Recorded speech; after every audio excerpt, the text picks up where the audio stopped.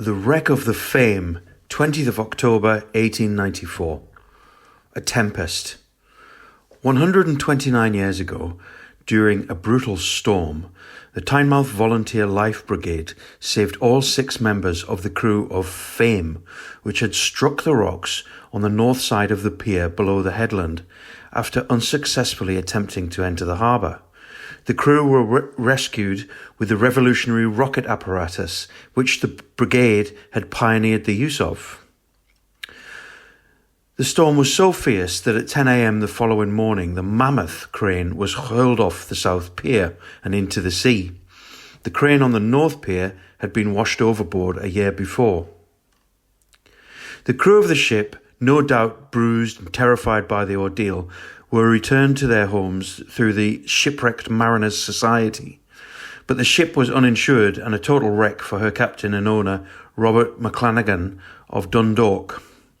A detailed account of the storm and the rescue was reported in the Newcastle Weekly Courant, 27th of October, 1894. On the northeast coast, a vessel wrecked at Tynemouth.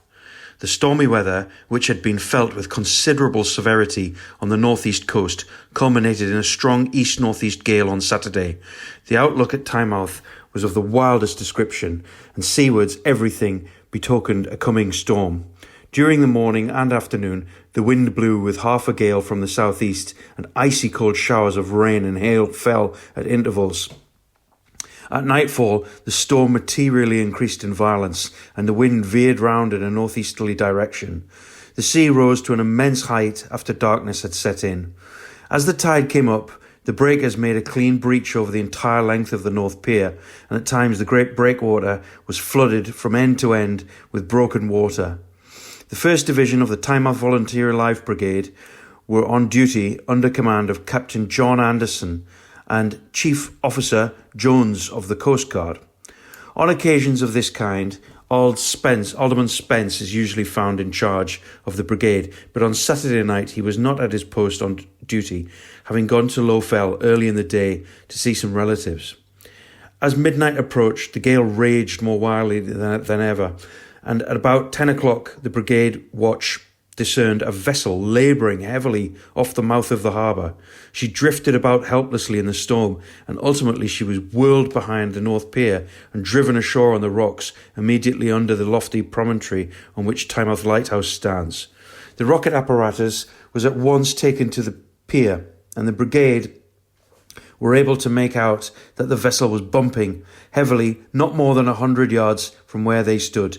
Everything was quickly got in readiness for the saving of the crew, but the actual rescuing work had to be performed with the greatest possible caution, or the brigadesmen themselves might have been swept away by the volumes of water that came rolling along the pier. The first rocket was fired at 10:15, and a splendid shot sent the line right over the wreck, but there was no response from the crew.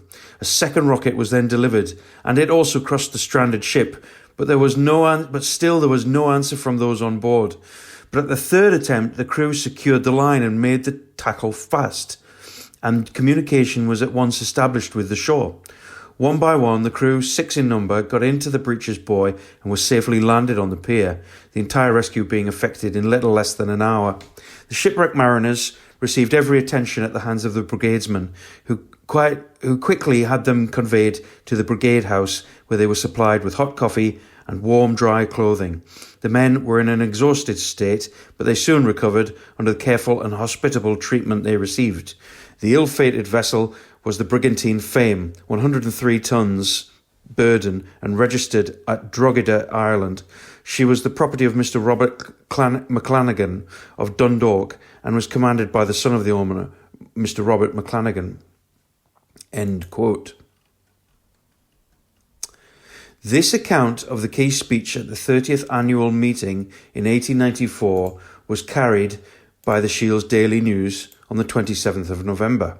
Quote, "We all remember the sudden storm which broke over this district on the afternoon of Saturday the 20th of October, which caused the wreck of the barkentine Fame of Dundalk in a very dangerous position behind the North Pier about 10 p.m. For some unforeseen cause, the guns could not be fired, but fortunately sufficient men were quickly on the spot to assist the Coast Guard in saving the lives of the whole of the crew, consisting of 6 men, whose wants were carefully attended to, and when warmth, dry clothes and suitable refreshment had been administered, and they were somewhat recovered from their battle with the elements, they were forwarded to the sailors' home, where Mr. and Mrs. Brown, the superintendent and matron, did all they could to add to their comfort, and finally forwarded them to their homes through the Shipwrecked Mariners Institution.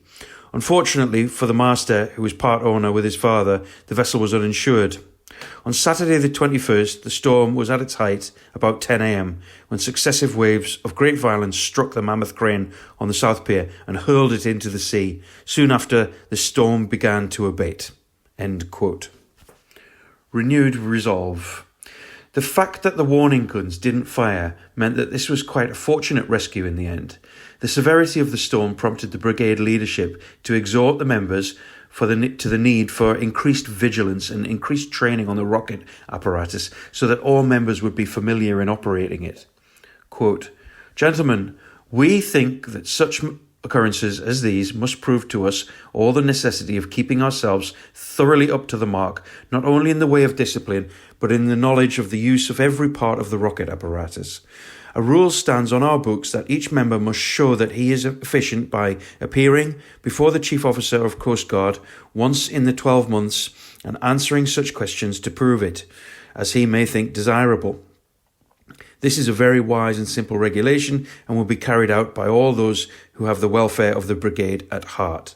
End quote.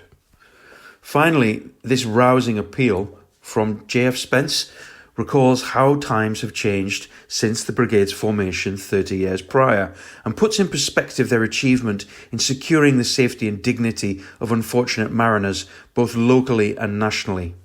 Quote, "Pray, gentlemen, do not let us forget that it was the want of thorough knowledge of the work, discipline and organisation that was in great measure the cause of the sad loss of life at the wreck of the steamship Stanley, which wreck brought this movement into existence.